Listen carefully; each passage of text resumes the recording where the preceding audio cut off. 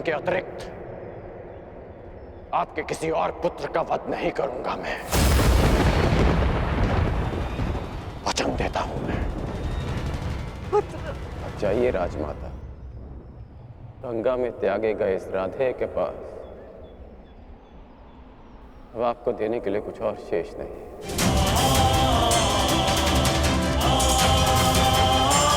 रही बात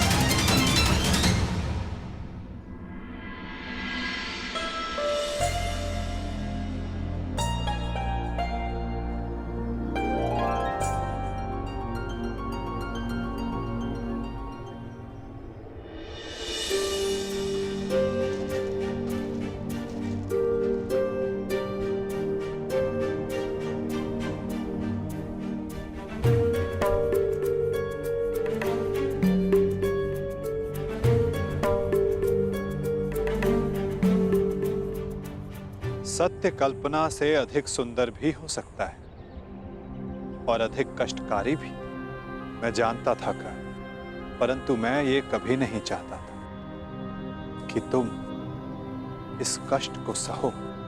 अगर आप ऐसा नहीं चाहते तो ऐसा नहीं होता केशव। एक बात मैं समझ चुका हूं कि इस सृष्टि में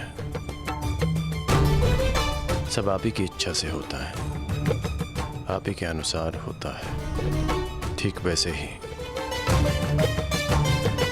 जैसा आप चाहते हैं।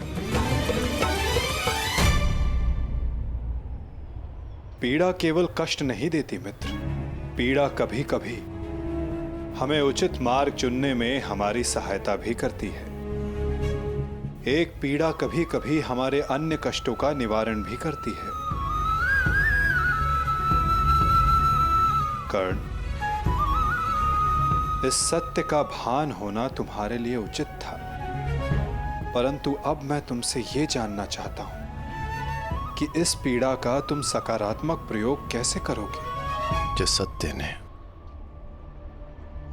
मेरे जीवन को, मेरे विश्वास को नकारात्मकता से भर दिया, उसमें क्या सकारात्मकता केशव? उसमें क्या भलाई दिख रही है आपको? क्यों? क्या यह उचित नहीं कि अब तुम स्वयं को सूद समझने की पीड़ा से मुक्त हो गए हो, कि तुम्हें अब अपना वंश क्या, कि अब तुम पूरे मन से, पूरे अधिकार से किसी भी क्षत्रिय के समक्ष जाकर अपना अधिकार मांग सकते हो। क्या यह उचित नहीं कर कि अब तुम्हें ज्ञात हो गया है कि मैं क्यों तुम्हें पांडवों के पक्ष में आने के लिए सुझाव देता रहा।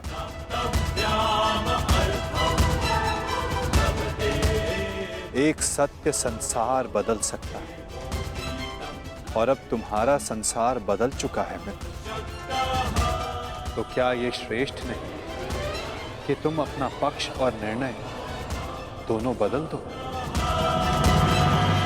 तुम सबसे ज्येष्ठ कौन्तेय होकर अर्जुन, भीम, युधिष्ठिर, इन सबसे ज्येष्ठ,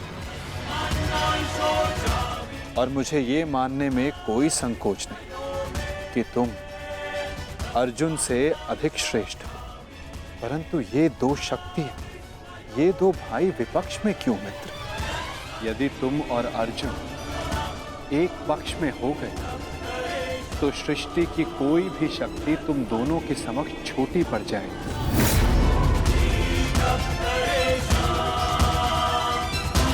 तुम्हें और अर्जुन को मेरी, वासुदेव तक की आवश्यकता नहीं पड़ेगी मित्र। युधिष्ठिर तुम्हारा अनुज होगा और बाकी शेष पांडव भी। तनिक सोचो, जो परिवर्तन तुम अंगराज बनकर ना ला सके, वो परिवर्तन तुम हस्तिनापुर के सम्राट बनकर ला पाओ। सूर्य पुत्र कौन्तेय सम्राट गण, जो संसार को एक प्रकाशमान युग की ओर ले जा सकता है।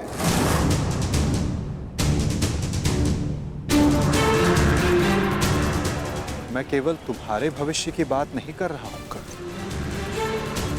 मैं उस भविष्य की बात कर रहा हूं जिसकी हस्तिनापुर को आवश्यकता है, इस संसार को, इस मानवता को आवश्यकता है। और यही सबके हित में है मित्र।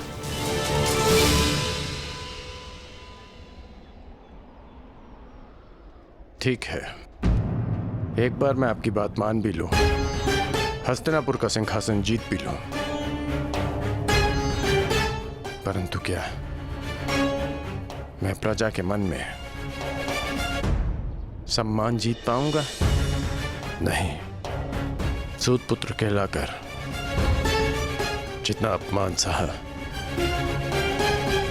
सूर्य पुत्र बनकर उससे कहीं अधिक अपमान होगा मेरा। जिस हस्तिनापुर, जिस संसार की बात आप कर रहे हैं, वो मेरे विषय में सोचेंगे कि कितना अवसरवादी निकला मैं, कि राज्य का लालच पाते ही मैंने अपना पक्ष बदल डाला। मनुष्य का पक्ष, उसका विश्वास, उसका ईश्वर होता है। मेरे जन्म का सत्य बदल जाने से क्या मैं अपने ईश्वर को बदल डालूं?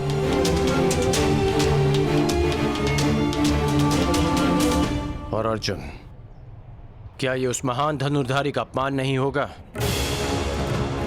और युधिष्ठिर, जिसने 13 वर्ष वन में काटे, क्या ये उसके अधिकार का हनन नहीं होगा? और दुर्योधन का क्या? दुर्योधन की मित्रता ने वट वृक्ष बनकर मुझे संसार के ताप से बचाया, मुझे छाया दी। और जो वृक्ष छाया देता है उसे काटा नहीं जाता, उसकी रक्षा की जाती है। धिक्कार होगी मुझ पर यदि ऐसा विचार मेरे मन में भी आया।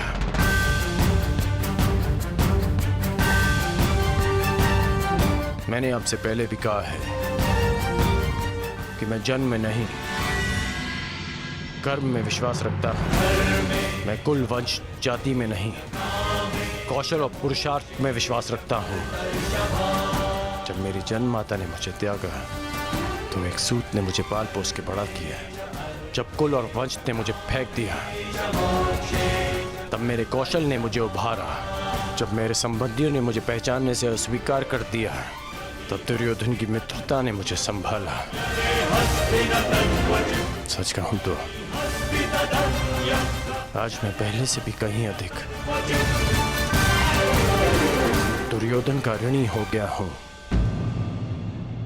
और आप कह रहे हैं कि मैं अपना पक्ष बदल लूं?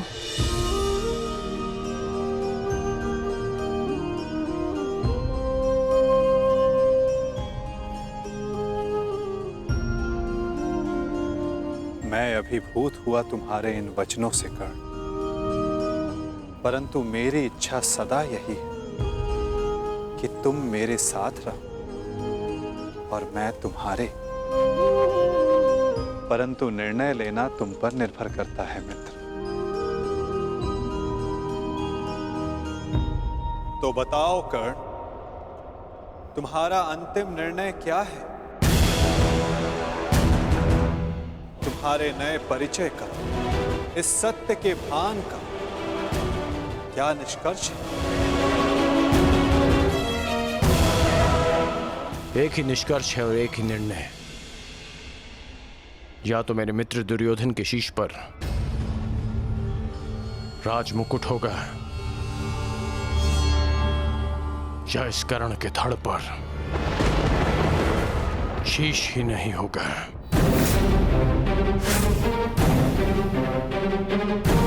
इसके अतिरिक्त और कुछ संभव नहीं है केशव।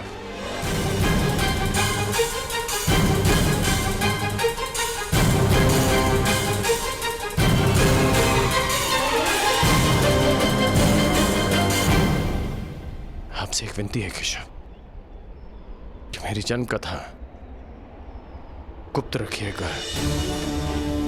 यदि युधिष्ठिर को इसका ज्ञान हुआ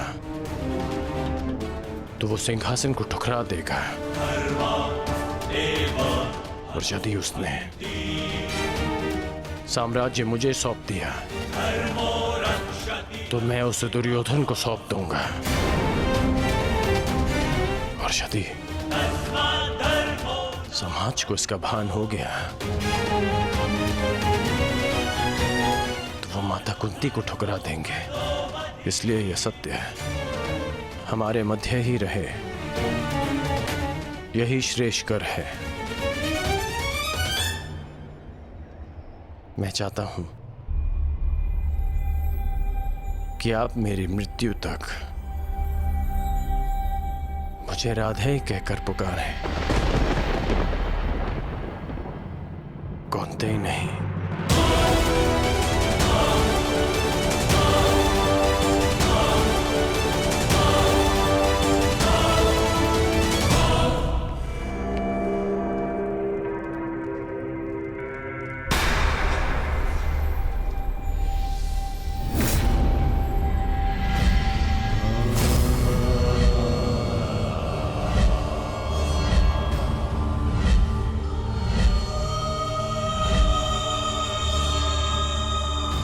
यही तुम्हारा भविष्य है, यही तुम्हारा प्रारब्ध, यही अंत है कुरुवंश का।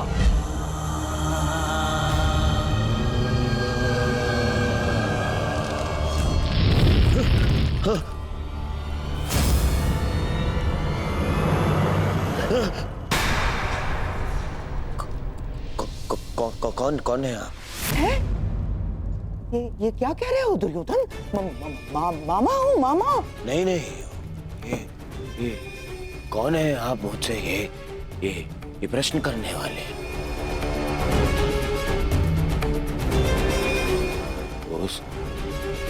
उस छली ने, उस मायावी ने, ये देखिए, ये माया आकर गया है मुझ पे। एक भ्रम जाल में फंसा गया है मुझे। दुर्योधन को भयभीत कर गया है वो। और आप भी वहीं थे, हाँ? आपने क्या किया? आप खड़े खड़े मेरा अपमान देखते रहे। देखो दुर्योधन, तुम भूल रहे हो, वो मैं ही था जिसने उस वासुदेव को बंदी बनाने की योजना बनाई थी। मैं ही था वो। तो देखो, क्रोध करने का समय नहीं है ये, और तुम्हारा ये क्रोध मुझ पर बाद में करना, समझ गए? पहले इस बात से अवगत हो जाओ कि हस्तिनापुर में क्या घटित हो रहा है।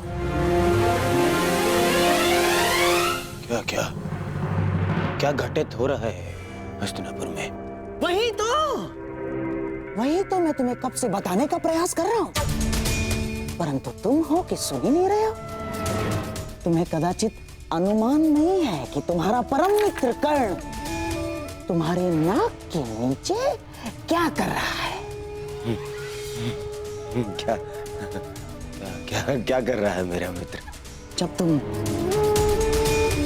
उस वासुदेव के माया के भ्रम के पश्चात स्वयं को संभालने का प्रयास कर रहे थे, तब सभा से वासुदेव के साथ कर्ण ने भी प्रस्थान किया था। दुर्योधन, दोनों साथ थे। दोनों साथ थे। हाँ, और केवल इतना ही नहीं दुर्योधन, तुम्हारे शत्रुओं की माता कुंती के साथ तुम्हारे परम मित्र कर्ण ने बहुत समय व्यतीत किया। बहुत। कहीं ऐसा तो नहीं दुर्योधन कि उस छलिए वासुदेव की माया में फंसकर कर्ण पांडवों के पक्ष में? ऐसा हो सकता है ना दुर्योधन? नहीं, ऐसा नहीं हो सकता। ना, हो सकता है। नहीं, मुझे ये कर्ण से मिलना है। इसे शाल मिलना है कर्ण से।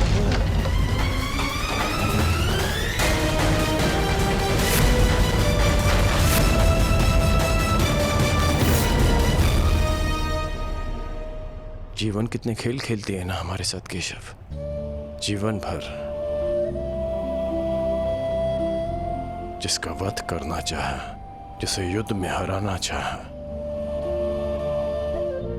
जिसका मान मर्दन करना चाहा, आज ज्ञात हुआ कि वो मेरा ही अनुज है।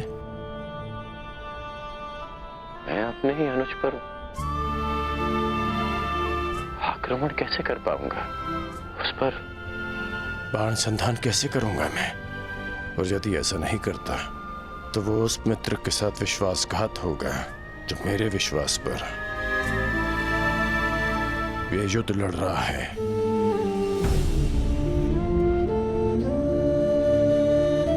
क्यों नियति हमारे साथ ऐसा खेल खेलती है? क्यों वो दो भाइयों को शत्रु बनाकर सामने ले आती है? क्यों वो उन्हें एक दूसरे के रक्त का प्यासा बना देती है, जिनकी धमनियों में एक ही रक्त बहता है? ये कैसी नियति है केशव?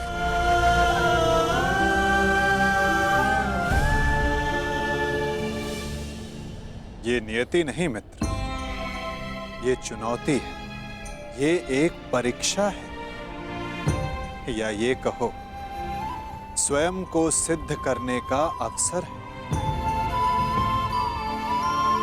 इतनी कठिन परीक्षा, इतनी कठोर चुनौती, इतना पीड़ादायक अवसर। मनुष्य अपनी परीक्षा नहीं चुनता कर्ण, ये परीक्षा है जो स्वयं अपना पात्र चुनती है। ये चुनौती है जो परखने के लिए स्वयं अपना पात्र चुनती है कवचधारी वीर। माटी के तट नदी की धीमी धारा के किनारे होते हैं और कठोर पाषाण को नदी के वेग से लड़ना होता है। एक सामान्य पाषाण को हथौड़ी और छेनी की मार सहनी होती है, परंतु जिसे हीरा बनना हो उसे धरती के भीतर गहन दबाव और ताप को सहना होता है। माला बनने के लिए अपने हृदय को सुई से भिदवाना होता है।